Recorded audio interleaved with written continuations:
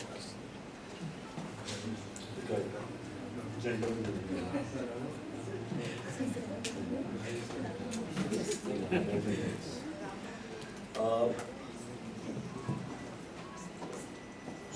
hi Doctor. Hi. Please, good to see you. Yes, sir. So we'll just take a few minutes trying to understand why I'm talking about this thing called toxicity in the city first. We started this series in 2014. By the way, I'm Dr. Praveen Saxena, and I has one particular thing. I had donned different caps. I used to, after doing my medicine, I went into radiology, most coveted thing. Then I realized we are not really working to the patients are not very happy. What I have seen in practice, commercial, I'm talking about the practice in corporates and all that, I thought we are providing a revolving door to the patients. He will get a stent here, then after 6 months again he has to come back for the stent on the other side. Thanks. So they are big loops, and how we can always identify the root cause. What is that we are missing the bus? Is it we are already trying to blame, you people take a lot of cholesterol, you take paneer, you take this particular stuff, you take non-vegetarian, and we used to discuss, we used to tell that, okay, don't take the stress. As a doctor, I understand it's not difficult, it's very difficult to keep yourself under a kind of, without stress, no one can live. So we thought there is something missing the bus. A lot of cases are, I happen to work on something called autism, and then I realized, okay, let us try to focus on what exactly we are missing that particular thing. We thought it was the vitamin D, lack of vitamin D. Then we started looking at everything, everyone is having lack of vitamin D. Then I said, what is the cause of why this vitamin D is low? I was inquisitive. I was trying to see, I had 10 of my friends who were anesthetists or radiologists and all that. We checked their vitamin D, and 5 people, this is 10, 15, almost 15 years back. 5 people, there was roadside construction site workers who were taking out their shirt, not because of Salman Khan. They used to work in the sunlight, and I checked their vitamin D levels. The doctors who are all having that quote unquote things, they were less than 10. All these people are having more than 70, 80 this particular stuff, vitamin D. Then realized, okay, what is that? After facing, as a doctor, you need to face a lot of questions from the patients. They start telling, why doctor, I am into this problem. Difficult questions to answer. I couldn't answer my dad also, because he said, I don't smoke, I don't drink, why I had some heart problem. I said, okay, there must be some atherosclerosis, whatever we saw, we read, and it runs in the families and all that. Then my father started laughing. At the age of 87, my grandfather was in this peak of his health. He didn't go to not even to a dentist, he didn't go for any. Maybe there was nothing much there at that time. So I started trying to find out some causes. We used to diagnose something like fatty liver like anything, Sudha. We used to tell ultrasound wise, okay, fatty liver, oh, it's okay, normal. You are diabetic, you have fatty liver, it's fine. Now, everyone coming with a fatty liver, I tell you are toxic. It can be because of some chemicals, it can be because of some heavy metals and all that. Let's look into that, and maybe I will try to go very monotonous. Give me some kind of thing, indication, any questions are there. Because I just want to tell what is the reference of context. I just want to create that. We have experts with us. We have Dr. Narasimha Reddy, we have Dr. Dinesh Kumar, Sagar ji has done such a wonderful work on Hussain Sagar lakes and all that. And we have some young scientists. Apart from that, we have Dr. Sudha, who is American boards, Sujana Pramod, good to see you, Doc, here. Anand Krishna, budding scientist, and I think you're not a budding scientist, you're already a scientist now. So, I mean, good things. I felt, let us kind. Dr. Pallavi, thanks and welcome. So, what are you looking into this image? If you are just, I just want to keep this as interactive. Yes, doctor, you can always tell what are you looking into this image? Yeah, I'm talking to you. Yeah, just a kind of thing. What is that? Okay, it's fine. You can see. Christopher, what is seen in this? We are seeing now, you can see all plastics and everything, some other. Not plastics, yeah. Whatever. But there is an image which is called, which is like elephant. We talk elephant in the room. We don't see any elephant here right now, but the toxicity is like elephant in the room, right? And you say, see, everyone tells that, okay, it's fine and all that. Yeah, this is an obvious problem. Nobody wants to recognize that, but we need to take it very, very seriously, this particular stuff. And I think we all should be talking about that.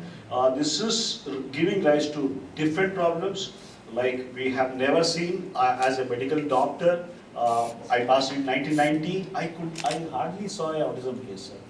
It was not there. Now you see number of cases. So these things are skyrocketing. We talk about Alzheimer's disease now. It's a big kind of thing. I think someone has to do research here. I'll share you what we were trying to work it out with some of our hyperbaric oxygens and all that. We started looking into, acknowledge Dr. Chandrakant, Dr. Naveen. You are not late here, we just started, Dr. Chandrakant. Thanks for coming. Yeah. So we're talking about Alzheimer's. It's something like, I can always tell you, now an average American person who is above 50, he is only worried about, not about his bank statements, not about his financial status. He's worried if he misses his home, if he loses his mind, he's worried he may get Alzheimer's. Such kind of very common. It's like, it has become like a diabetes. So let us see diabetes again. I try to, whatever I understanding, I feel that how this toxicity is, we'll open up for a lot of questions and all that. I know people like Ananta is budding to start questions and all that. I'm just giving a frame actually. Let me, here I just want to talk about a thing called toxicity in the city. Why this thing happened? And we started working on something like mercury, we started working on aluminum and all that. I'll just jumpstart to one of the key things where you always look from history. We have to look back from the history. So I'll be talking slightly main thing about Minamata's disease. So you can relate Minamata's disease to Hyderabad pollution now. What was Minimata is in 50s, now we are facing this. Similarly, sir, you can always add on things and all that. I'll not go, this is what has been always taught about. We thought this pollution, we thought there was a 10 American study, it's called rather, where they have picked up 10 subjects and they were tested and everyone has got heavy metal toxicity. One thing, 287 toxic chemicals, there were some cancer-causing chemicals, and all these subjects, they were not eating anything, they were not breathing, they were in the womb. The womb, they were not eating, they were not drinking water, no pollution from that side, they were getting all from the umbilicus. Mother placenta was directly causing that particular thing. This is a hallmark study, 10 American studies, sir. Any toxicology books, everything. Thanks, Dr. Mujib. Yeah, we just started, sir. So, so this is one thing what by the time you are born, you are already toxic. Your plate is full. And we need to be careful about this. So, today I think the food for thought is heavy metals. And we are talking about, this is a small and growing science and pesticides. Dr. Narasimhan is going to talk and everyone is ready, always welcome to jump into the thing and ask direct questions. Otherwise we don't learn. We need to learn what exactly is this. I keep telling about what is this genetics and all that. We have got that robust genetics.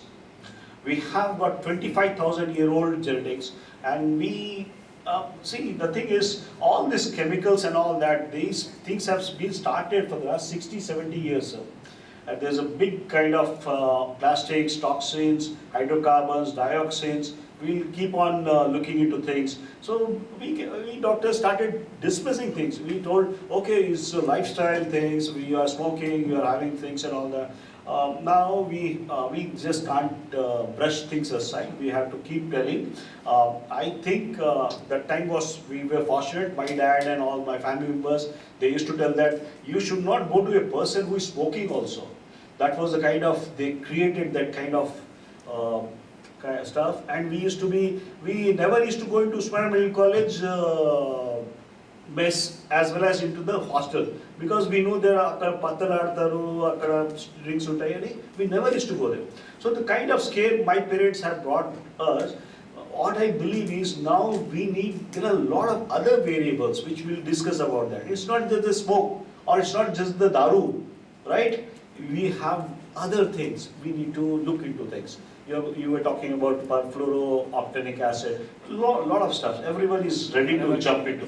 Yeah, forever. Yeah, they are forever. So we are going to discuss. I think I'm just trying to create a whole this one, sir. Early life experiences can. What have been told was it runs from families. Lead generation. If your granddad has lead toxicity, your grandson will also have that. That's the kind of thing which we are talking about. And this is, I just want to talk about this particular stuff. Again, my focus was more into cancer and other all things. We believe that cancer is one of the big toxicity issues are there in cancer. And we just wanted to, I think, about this gallbladder cancer. There was somebody is from BHU. There is this report from this BHU that gallbladder cancer is because of heavy metal toxicity. You have got lead toxicity, cadmiums and all that. In the Ganges belt, along the kind of things, you have got more that. Bihar and UP, they used to have lots of gallbladder cancer. When we were radiology residents, sir, we had seen in Mumbai, one of my senior, I was having a difficult case. I was discussing whether what is this problem. It doesn't look like a calculus stone. It's not like a stone. There is some integrative mass. Then he says, you just ask person, is he from Bihar? Then I asked, then the thing was, that person was from Bihar and he said, it's a gallbladder cancer. That my senior resident. And it was, after biopsy, everything was proved. So this is what we are now trying to work on, things like pancreatic cancer, which is directly related to high levels of lead and cadmium. What you have shown in your Kukatpalli area, as well as in Sanjeeva Park and all that, it's quite fitting into that particular stuff, sir. Cadmium and prostate cancer, we have been told that it is basically all things are cancers have a genetic predisposition. I'm happy to discuss with Dr. Arora ji. He was telling about his daughter who is into the US, and she's talking about other factors, not just nuclear factors. And breast cancer similarly, the kind of cases, what we are getting cancers are really tough, and we believe there has to be some cause. Without that, nothing will happen. The cause can be as simple as using antiperspirants, using your mascara, or what happens is that your antiperspirants you are using to block the sweat glands, pores of sweat glands, and these pores are the ones, apocrine glands of the breast is also a modified form of sweat gland. So you need to look into all these details. Why the person is having, I can always have a paper, I will show you this paper on increased levels of transitional metals in a breast cancer tissue. And they showed high levels of uranium, cadmium. This is a Germany paper. And they have found cadmium, they have found, they have done, lead, cadmium, as well as aluminum was in high concentrations. And they found iron and nickel also to be, that was in the prostate cancer they found it. This study was, I think, this study was done by one of our microtrace minerals in Germany. We have Jagdish, who has worked in Germany for a long time. He's a scientist there. Dr. Lola Bush is our thing, and she has done amazing work. They have taken 20 frozen samples of breast biopsy. As a radiologist, as a pathologist, welcome Dr. Venu. Thanks for coming. Yeah. So as a radiologist, we used to look at what is that histopathology. Okay, is it estrogen, or is it a adenocarcinoma, or is it a which type of squamous cell carcinoma? We were only limited to the histology. Estrogen, progesterone, and Herceptin receptors we used to look at that. Now these people have gone some other way. They have picked up Naveen biopsy samples of breast tissue, and they were able to isolate this particular stuff. Not just from breast tissue, they have isolated from prostate, they have isolated from cancer, lung also they were able to isolate cadmium and chromium, X7 and chromium. So thing is, so where are we going actually? Why I am talking about this thing called cadmium again and again? I know all of us, I am also one of, white rice consumption, the way paddy is being produced, okay, it requires a lot of superphosphate fertilizers. He has to tell something about that. Superphosphate fertilizer, cadmium is the one thing, which is, I think all rice eaters has got cadmium. There is a scare in US, now people they don't want Indian rice. They don't want Chyawanprash from India. White rice, Yeah. recently my daughter only identified, contain huge amount of microplastics which are Yes, sir. nowhere in the world. Yes, sir, yes, sir. And Yes. that microplastic comes from China. No, fish also has got good So that microplastics. they are mixing That's- it along with Actually, that. we are missing arsenic there. Arsenic is a I'll complete. Anything is left, you tell me later. That I'll talk about. Okay, later, okay, okay. One second. Hexavalent chromium I was talking about that, and sorry to cut short because there's a lot of matter. I thought I'll just discuss, and we need to hear from experts here. And causes of diabetes, everyone was talking about, "Arey, diabetes aa gaya." Oh wow, you welcome to the club. I am also. Doctors telling, welcome to the club. I am also, and I have seen everyone in Hyderabad. Thoda diabetes, thoda sugar, thoda BP, thoda. This is what is the kind of, अरे थोड़ा है doctor साहब कुछ नहीं होता. So that is a kind. So I jokingly said to one of my relative, क्या थोड़ा थोड़ा बोल रहे, थोड़ा pregnancy बोलते हैं क्या? You never said. The physiology is changed. ये थोड़ा और ज़्यादा, it's not that. You are a diabetic, you are a diabetic. ये थोड़ा और थोड़ा BP is wrong basically. So we had somehow when started talking about everything. Sugar. We used to have, I had, most of, as a radiology practitioner, everyone they never used to go to the physicians and all that. We used to have time. Sir, why, what was the reason and all that? We used to have a lot of difficult questions, sir. We used to, when you report that MRI or CT scan, after reporting, they come back to radiologists, they say what to do, you tell us.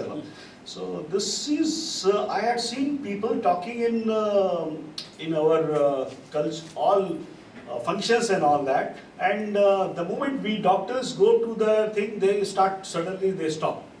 I have seen my cousin brothers talking about big thing about Ramdev Baba, or why there is because what happens is that somebody is correcting, so they will definitely gravitate towards that. They said, oh, this is one fantastic thing. So they never used to talk anything against or something like that. Then I started asking, what is that? They said, no, rice has got some problem, but yeah, we don't want to take rice, we'll get. Then I said, what is there in the rice? So that from 10, 15, 20 years back, these people who coaxed me to get into finding solutions, that's the reason I am here talking about all this kind of stuff. So chemical cause of diabetes, I felt, it's not we felt, I always give some things and all that. Alloxan, which is added to the flour, right? Wheat flour, rice flour, is added to increase the whiteness of the flour. It kills beta cells of pancreas. Industry used to add that. Right? You have something called bisphenols. Bisphenols is one thing which is, we are all aware of that. Somebody will give we can have a 1 hour lecture about that. Dr. Hobu is not coming, sir. He was expected actually.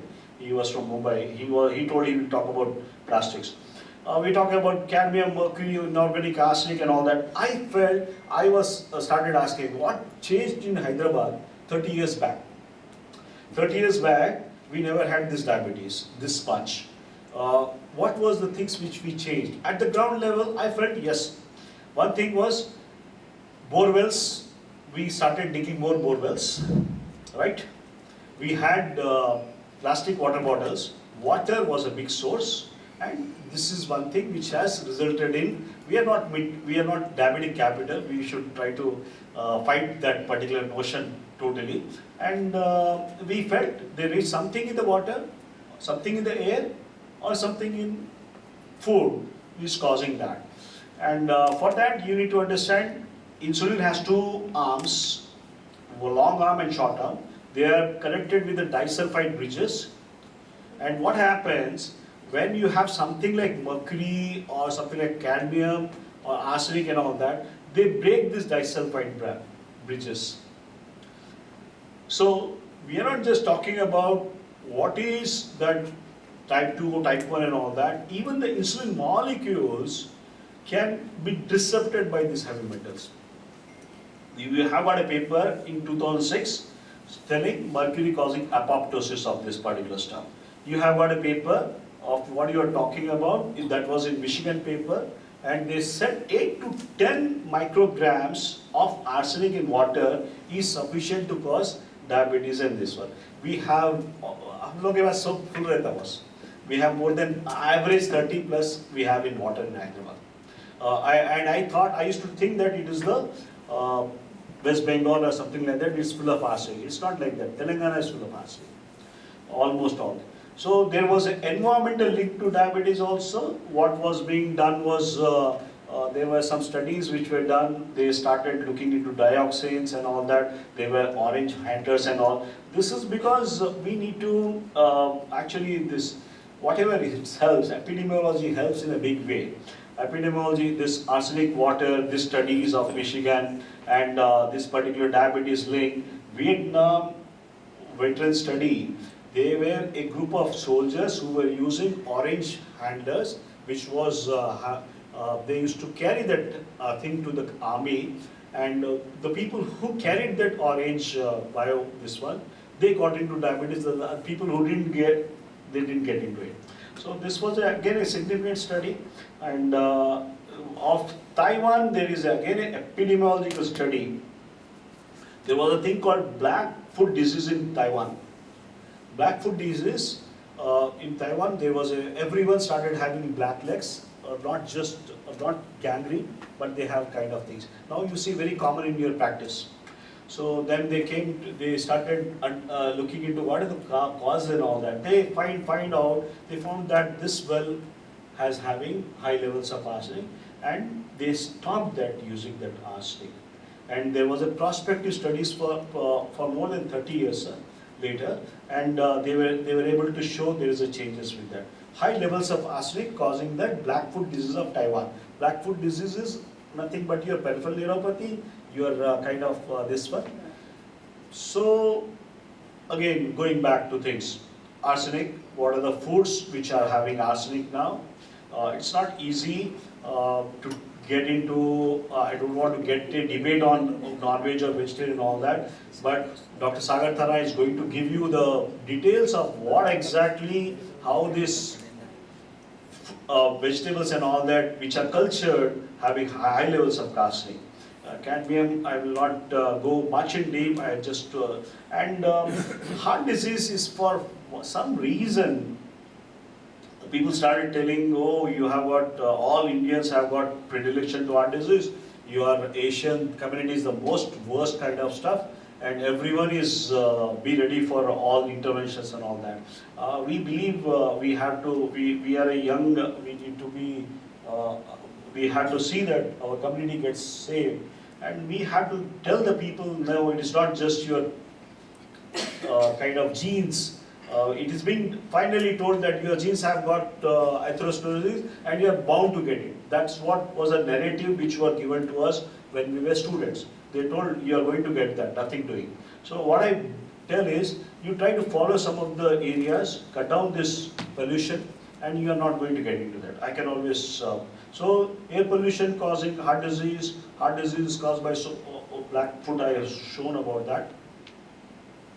I think this black foot disease of Taiwan, and there was another disease, another thing, they have done prospective studies.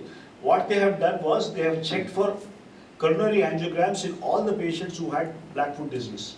And all their arteries were thickened, coronary arteries were thickened. It's a kind of big thing here. It's arsenic causing thickening of arteries, lead causing thickening of arteries. It is not just Dr. Mujib, who worked in Apollo also, is here.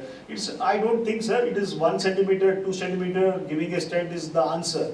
You have thousands of, your arteries run for thousands of miles. Yes, It has 70,000 been linked miles. with long COVID also. Recently, Yeah. there are 20 cases in Hyderabad were found. Even one case I saw where I live. Below knee, his legs are totally dark. Yes, sir. And within 3 days, it became normal. So, tested his CRP level on these things. So, we found all these abnormalities. So, ultimately, he's a long COVID case. No, he must be having arsenic. Mitha is a Hyderabadi hai, mitha. Hyderabadi is a mitha guy. Don't worry. Question mark. So arsenic is water. Lead toxicity is one thing I'm really, I had checked out in this particular stuff. I had done for autism kids. Welcome, Dr. Saab. Please. So we have checked lead toxicity in ADHD kids, autism kids, and it was very high. And the moment we started working on lowering the lead, makes a difference. Lead toxicity and heart disease, I just take few things. Men with high levels of bone lead are 6 times more likely to die of heart disease.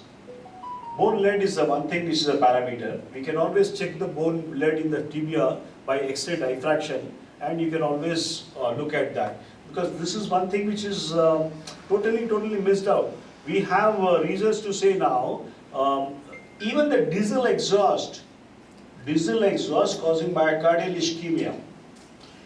I think whatever kind of this things I'm telling, I was not knowing all these things before. Chronic lead poisoning connected with hypertension, 19th century. We have a press, we have created a paper, I can always share with all of you. And this blood lead levels and elevated blood pressure is there in the last more than 1 century. And for some strange reason, most of the kind of practitioners who are not knowing about environmental toxicity and all that, they have not taken any cognizance about that. Lead toxicity and hypertension is the one thing. Even we are able to look into the umbilical cord blood levels. I'm just taking my time, sir. Only thing is, people are still filling. I thought, let me put across whatever I can, because I know the key people are there waiting. You are going to score more goals than what I. Lead toxicity, hypertension, lead mortality, kind of stuff. We have reasons. We have reasons to say high blood lead levels increased prevalence of left ventricular hypertrophy. Dr. Tulsi, welcome. Yeah, okay. Thing is, we have reasons about polished steel workers having high left ventricular mass. So what I tried looking at all that 2D codes and all that LVH, you have hypertension and all that. We missed on that one denominator, which is lead, which is leading to all that. Dineshji, we are eating all biryanis and all that. We are a place from Hyderabad with biryani people. Definitely lead is the culprit, sir. sir. Culprit, number one. Sir वो भगोना कलाई करा हुआ है, बिना कलाई का है, अगर कलाई का है तो लेड है. That is the kind of. So hundreds of Welcome, Chakravarti ji. Welcome, sir. Please. Why NASA stopped biryani from Hyderabad? No, NASA don't. Come on. They stopped. Let us try to talk about Hyderabad only, and we are talking. Chakravarti ji, I have kept some important stuff. I'll come to that particular thing now. now that you have come, I was giving a reference of what exactly is toxicity in the city. I will just go with some things. There are we had picked up acute myocardial infarction. In the nails and hairs, we are able to see high levels of mercury. So, thing is, you have to really go back to some of the things. I'm talking about toxicity in the city. I'll come back to one thing which is called Minamata Disaster. Because unless we know what exactly is Minamata Disaster, you will not understand what is we are going to talk about that. We are into this next generation, Ananta. Yeah. You are going to pass your bad genes to your progeny also. Okay? Be careful. You are not yet married, be careful. Mercury Generation, we are talking about amalgams and all that. And this is one thing I wanted to. This is Chakrabartiji, this is it's a big thing. What is Minamata Disaster? There are heavy metal contaminations which appeared between 32 and 1932-52. Among them, Minamata sewage was the important one. There were other reported heavy metal toxicities in the literature. One was in 1986, another one is 1998. I would like to focus more on this Minamata disease. Minamata disease, the idea was large amounts of organic mercury was dumped into Minamata Bay in Japan, and mercury contaminated fish were consumed by pregnant women, which resulted in children that were born with cerebral palsy and all that. Okay, so I'll just concentrate on this. So what happened with the factory in Minamata? Minamata was a place like we have Patancheru. So there is a rapid expansion of Minamata factory, spurred the local economy. Achhe din aage, there is a vikas, right? Everything is growing, and they started with 210 tons, and they jumped to 6,000 tons per year. And when you work on this particular thing, they used to produce something called acetaldehyde. For that, you used to have something like mercury, organic mercury was used for that particular stuff. And this thing, what happened in 1956, a 5-year-old girl was examined in the Chiso factory, which was Chiso was the main factory. And they picked up the difficulty in walking, speaking and conversions. Later on, 8 other girls had the same kind of things. So this started a series actually. After it didn't stop here. Cats were also seen to have convulsions, go mad and die. Crows fell from the sky. Fish floated dead on the sea surface. We see suddenly a corpse kind of thing. Chakrabartiji, this is, I'm just trying to tell you the history. From history we learn a lot. So the patients lost consciousness, sensation, numbness. I see a lot of people nowadays, they come to us with the peripheral neuropathies and all that. And the moment we put on that some kind of regimen, we try to do that. And within a month, they start feeling the difference. Now we have a arsenic toxicity recently case which was reported by a pharmacist and all that. And this, to us, whenever you have something called peripheral complaint, somebody of numbness in the hands and feet, I think of that particular stuff. And interesting thing here in Minamata, I'm only focusing on Minamata today. February 59, mercury distribution. You can just see the Minamata. This is the bay actually. And you have got the Chiso factory here. So this is the Haikan harbor, and there were studies. People started looking into hair and nail samples of the residents of Minamata, and they found it was 705 ppm. Average was 4 ppm. And later on, this came to a closer scrutiny, and they have to go to the different ways, and they started deflecting their wastewater management. It went off to this one. I see this happening in something like, I think we discussed about that. From Vijayawada, everything is deflected towards Elluru now. In Elluru, you have got new diseases erupting. Jagdish, you know about that. So this is something very tough thing for us to understand. And this Chisso Factory's hospital director, who was must be a doctor, are good only, according to me, but they carried their own kind of things, and he confirmed it was an organic mercury toxicity. And the company was told this director to stop his research. And compensation was given to fishermen patients, and compensation agreement of according to this particular stuff. And finally, with ad hoc committees and all that, representative groups of fishermen, Minamata disease patients could not take future claims of compensation against company. That's one thing. What they did change was they did a wastewater treatment system, and they switched back to wastewater drainage to the Hyakin Harbour. So once they have switched back to the Hyakin Harbour, so the kind of what happened over the 5-10 years later, this congenital Minamata disease appeared in the downstream actually. Downstream is the wastewater which was put into that harbour, it gone down, and it started, people reported in 1959 to 69 congenital Minamata.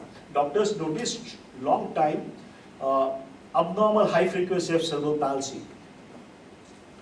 Diagnosed people having lot of fits and other stuffs and all that. So it has to be taken with this one. Then in 68 official conclusion came, and they said the cause of disease is because of the poisoning caused by the large amounts of mercury in the fish and the shellfish, and the causative agent is nothing but this one. And they told there is something kind of thing, and there was a litigation, and they started getting back into the work. So just a brief about what is mercury poisoning. Mercury is such a thing, I can always tell you. Baburauji didn't come, he could have spoken about 1 hour about mercury. It cannot be removed from the atmosphere. Whatever, it goes up and it comes back again. It recycles. It's a big chain actually. Symptoms of Minamata disease I'd like to tell about. That is muscle weakness, damage to hearing. Jagdish, you are not into clinical practice, but you see very commonly, someone tells about you, muscle weakness, there is a kind of problems and all that. So this is one thing which we feel we are closing towards that particular stuff. So this is, yeah, a few words about water pollution control law. I think waterman आने वाले थे sir, he didn't come. Previous, yeah, Beaver. So this is to prevent pollution of water into the public water areas is the water pollution control law, and we have to follow this particular things. Now, Dr. Narasimha Reddy was telling me, or somebody else was telling me, you are finding cocaine in you add into that particular thing, sir. So I just want to tell about what was Minamata today. This impact. This had Minamata's economic impact was such horrible because of the fishing and all that. A negative image of the city of pollution was tagged on that Minamata's thing.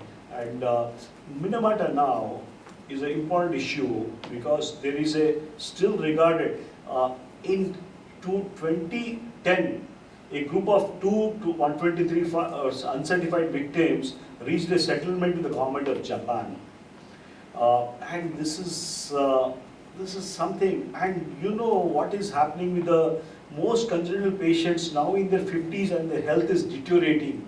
The parents, who are often their only source of care, are into their 70s or 80s and already diseased.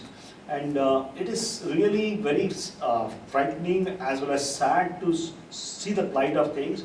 We had a doctor who was, he gave me all this data when we were looking at this Minamata thing, and he had, so we are in India. I have a question, is are we in the same situation that was in the 60s? And the other question is, will we be able to replicate what they did in one generation?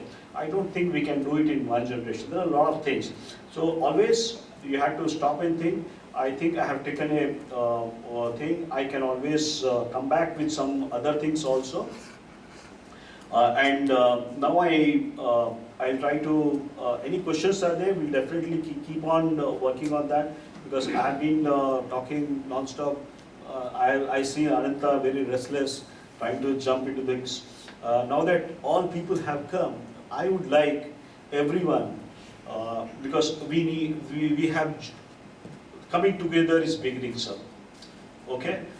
Can I have everyone's one minute, half a minute, start with Jagdish, introduction, please? Please. Okay, yeah, can stand up. Jagdish is a researcher, worked in Germany a lot, and he's dealing with the startups. He's working with BPHR, sir. Yeah. Hi everyone, so my name is Jagdish, and first thanks for inviting me here.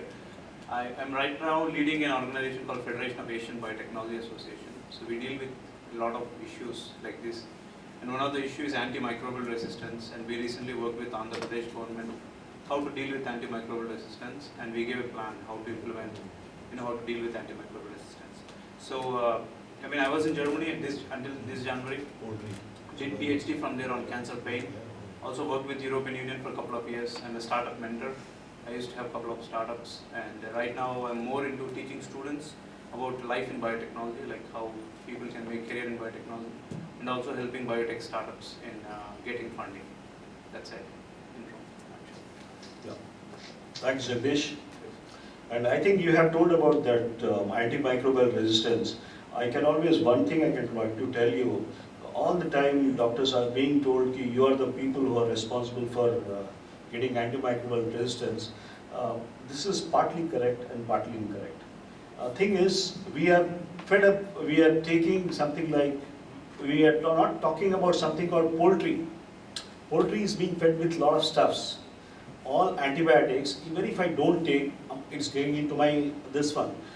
Anyone would like to talk about this antimicrobial resistance? Because the problem is, here is the poultry. If the problem is this particular excessive antibiotics given for, even for, to increase the muscle mass of the, this one, poultry, you add all these antibiotics and arsenic and all that. So we started to discuss something called One Health.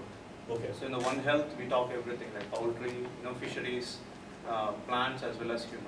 So in One Health, antimicrobial resistance fits everywhere. It's not only doctors. What do you? Also fisheries. Okay. Also everything.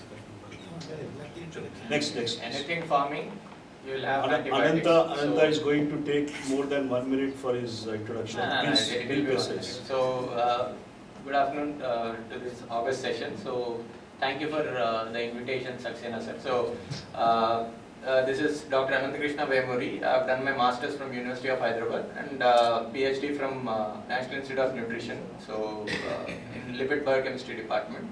And right now I'm working as microbiome manager at Navy Point Health in Chicago. So, and I'm also a scientific advisor in another startup called Providence Microbiome Private Limited, and also I'm a permanent member in Federation of Asian Biotechnologies Association as well.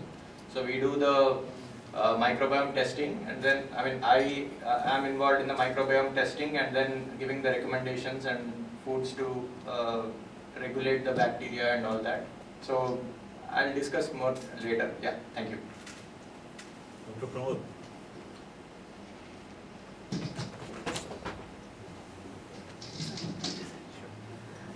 Hi everyone, thank you sir for inviting me for this session, and I'm Dr. Sujna Pramod. I'm a Homeo MD and I have done my double post-graduation in Integrative Oncology from Switzerland Cancer Research University, and I do practice and I love to treat people like reverse diabetes and hypertension, and the most part is we detoxify all these chemicals and mercury, lead and all, and achieving, by this I achieve to reverse diabetes, hypertension, all these metabolic disorders. Thank you, sir. Good afternoon, I am Chakrapani, a retired IAS officer. About 12 years back I retired from the state government at the level of the principal secretary. And after my retirement I was director of a center called Center for Innovations in Public Systems in ASCII. And subsequently for about 4 years I was the DG of the, after my retirement I was DG of the AP Human Resource Development Institute. Right now I am the chairman of the Andhra Mahila Sabha Arts and Science College, a great institution established by the legendary figure Dr. Durga Bajeshwar. That's all is my introduction.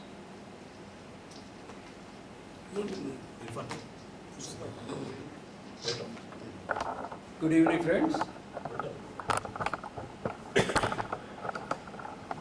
I am very happy to share the movements in this galaxy. Diversified people. Of course, I am a practicing radiologist. We both are colleagues, myself and Saxena. After 14 years, we are meeting again. He wanted to tell me something about toxicity and all these things, what is going on in the city. That's why we came here to see.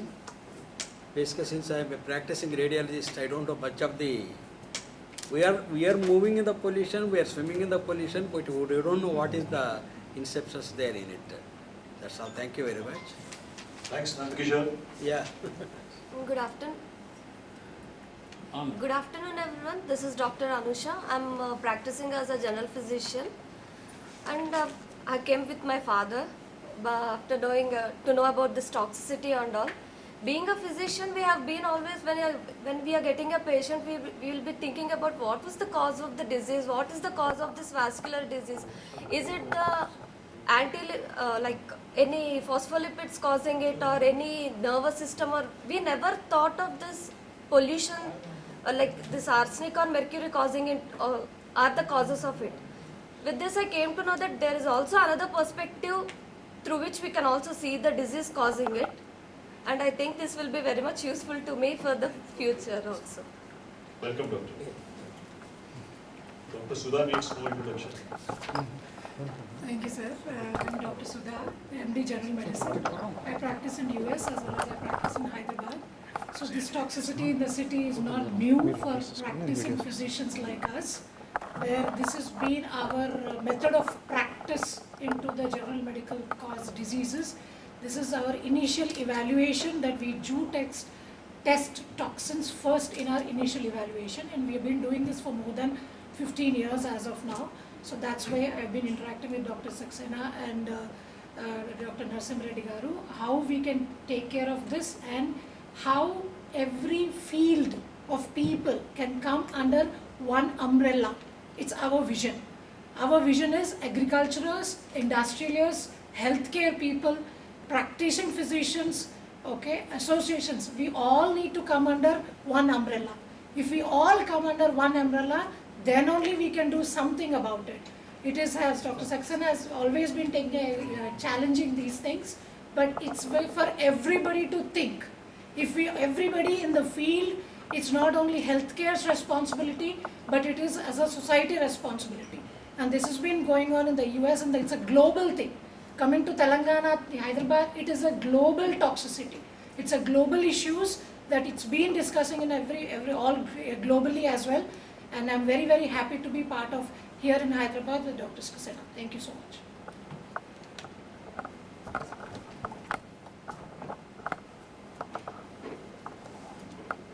Good afternoon, everyone. This is Dr. Sushma, Homeo MD. Today, in these days, lifestyle changes are very important, which plays a major role in acute and chronic diseases as well. So the metals are playing a prominent role of these kind of diseases actually.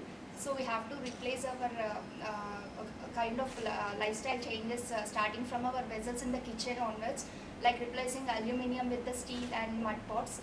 So we have to really focus on this kind of toxicity which is happening around the environment and from the home onwards.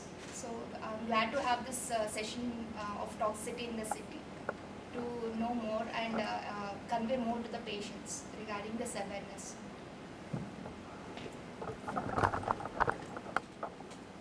Good afternoon, everyone. I'm Dr. Sridevi. I'm homeo doctor. I have been practicing biomolecular medicine. It's an alternate medicine like homeo Ayurveda. So I'm practicing this medicine to keep the patients away from all the chemicals and everything. So this is what I need, like toxicity in the city. So I just want to know, so what are the major factors that are affecting the patients as well? Thank you.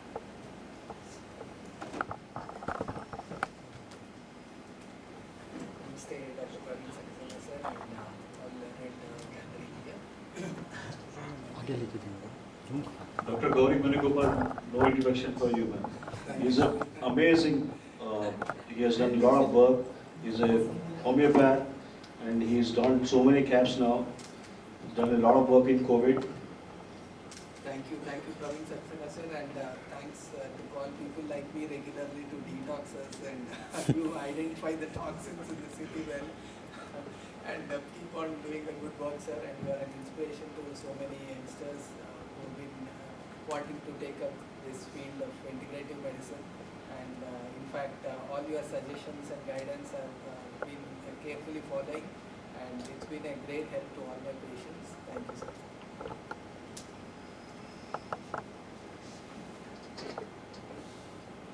Hello everybody, this is Dr. Mehak Singh, homeopathic doctor. I'm currently working with Dr. Venugopal Gauri sir. Very privileged to be here amongst you all and learn more. Thank you. Namaste everyone. My name is Praveen. Even though I'm an IT person, but I'm an environmentalist at heart. So these days, I'm just looking more at how heavy metals have been contaminating the environment through water. So I'd be more interested in this and if possible speak to everyone, share my views on this. Thank you. Thank you very much. Welcome, Praveen. Dr. Pallavi, would you like to introduce? Lady.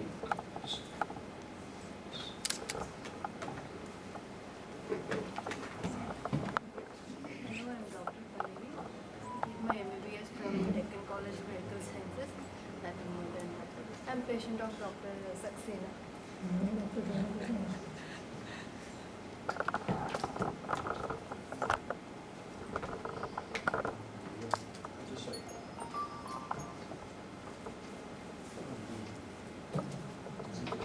Good afternoon all. This is Anthony Prakash, and I've been working with the management since pretty long. And of course, Dr. Ananda, we are both colleagues.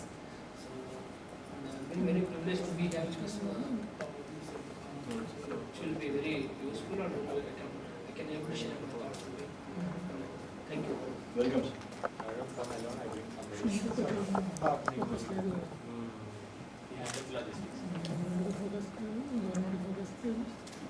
Hello everyone, I am Dr. Mujib Singh. I did my MBBS from Osmani Medical College, MD in Pharmacy Medicine from Osmani Medical College, and I did my diploma in Clinical Statistics and Forensic Science from USC. At present, I am working on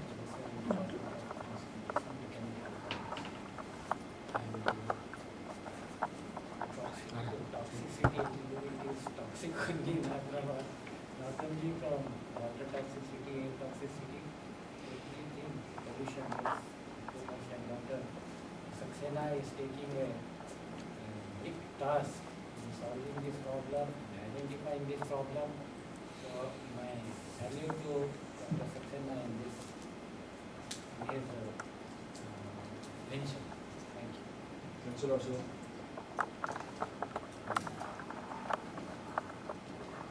Good afternoon everyone. I am Dr. Naveen, Professor in Dentistry. Thanks Saxena sir for in this gathering. I think my voice is enough. mic off वो mic off करवा right No, now it will work. now you can allow It's coming. Hello. Yeah. That's fine. Before I just start up, as I said, I am Dr. Naveen, Professor in Dentistry, but before I started up, we had a meeting on Dr. Saxena second lead international conference where I presented a paper on lead toxicity. From there, the journey has begun with Saxena sir. And to my knowledge, after that I have taken a research topic in my PhD studies where I was trying to correlate with my research where the toxicity of the lead affecting the oral cavity in comparison with the hematological aspects, general body, hypertension and other parameters. So in my study I restricted to few areas where in future I am going to integrate with sir for especially for routine causes. And it is evident that lead is a very commonest available thing when a patient comes to your clinic, either physician, radiologist or XYZ, even dentist, everything, as I said in my previous conference, whatever we take in, the food we ingest, the contamination, water, any other thing through mouth. So as sir in his previous presentation, I wanted to cite that lead is like it is stored in bones, long bones, as in X-rays in the previous presentations. But I have a different view scenario in this regard. Like lead is always also can be stored in teeth, which is nothing but hard tissue. That is one. That is what one other point of research what I am trying to do it. And I was correlating with the periodontal diseases, where you see the brutal line, the gum line, these things. I was correlating to my knowledge in the 140 samples what I have done, because it's I mean after 2 months I am going to just give the published paper also. The thing is, outline is, I have seen there is a lots of correlation with the gum infections or gingival infection, in other words, as well as the hematological aspects. For example, I used the instrument, begun the lead care to analyzer, where that's a very comfortable instrument where you can measure the lead with the minimum damage to the patient. Like this is where I have done it. I don't know how the outcome comes, but I am with Dr. Praveen and the environment where to support from my specialty aspect. And thanks for giving me opportunity for this. Thank you. Thanks, Praveen.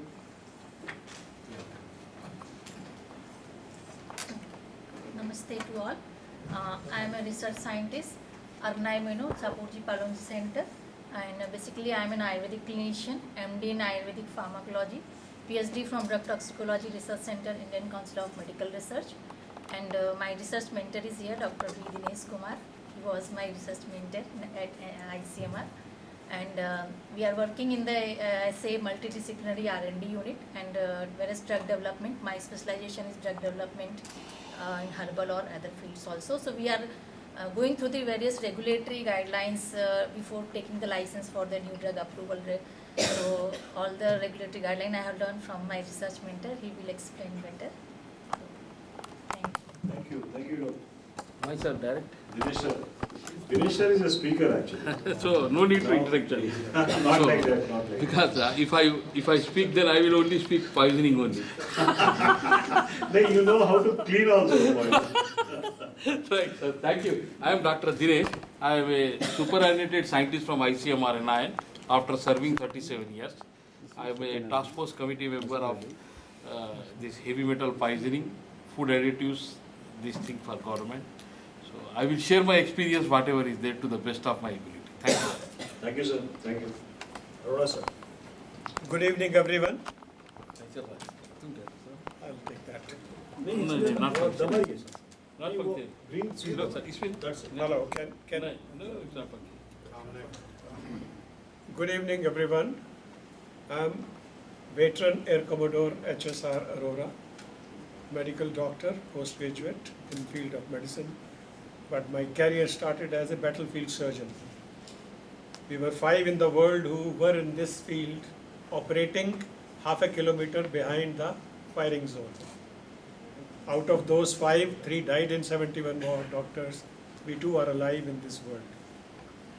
This science was never done by any country in the world, but we did it. I did 80 cases in 71 war. Those were badly injured. I'd like to share something which is not even agreed now. You got a gunshot wounds on the chest. You see he has got hardly 1 hour to 2 hours. If you can prevent his loss of blood, you can save his life, because you can send him to the next level. What we used to do, just cut it open, bleeders to be caught, attach a plastic tube, IV line, with a heparin covering all around. Now I have given him 6 hours life. That work I used to do, and I saved 100% all those soldiers. Not only Indian soldiers, but Pakistani soldiers also. Because a soldier who doesn't have a weapon is not your enemy. I did it, same thing with gunshot in the skull. You know, bullet has gone through the helmet, gone inside, he is in coma. I had 8 cases, we were told don't touch them, let them die peacefully. So that day the military action was little bit delayed, so I told my assistant, operation room assistant, Manika, bring this chap. He said, sir, it will take a lot of time, cases will start coming. I said, don't worry. This process was also done first time in the world. We used to have that dental, you know, that machine with rotating and a make 4 holes, saw se cut karo, take out a plate, cold compress it, we reduced the swelling inside, brain edema reduced, both sides we did, and the first person when I did, both sides, he opened his eye, sir, मैं कौन हूँ? He was for 2 days in a coma, recovered. I did all the 8 cases, they all are living now. Yes, they had certain setbacks, brain damage, some part is weak, will be there, you cannot do anything. But this was also done first time in the world. And this Gujarat, Patang season, April, March, person going in a scooter, Patang ka manja, cut it from here. Jugular vein cut. What will happen? He's got hardly any time. So I was going for a walk, Gandhinagar, the soldiers came running, he said, so-and-so has come, just come, came. So I was the overall responsible from Gujarat to Kerala, that was my responsible area. So I told the youngster, can you do something? He said, sir, nothing can be done. I said, you cut plastic IV this much length. We attached upper part jugular vein to lower part, prevented air suction inside and joined. The circulation became all right. Can you imagine? We sent him to Ahmedabad Medical College. I rang up the principal. Vascular surgeon has to intervene now because he needs to be given a section from anywhere in the part of body because plastic tube will not sustain. That person survived.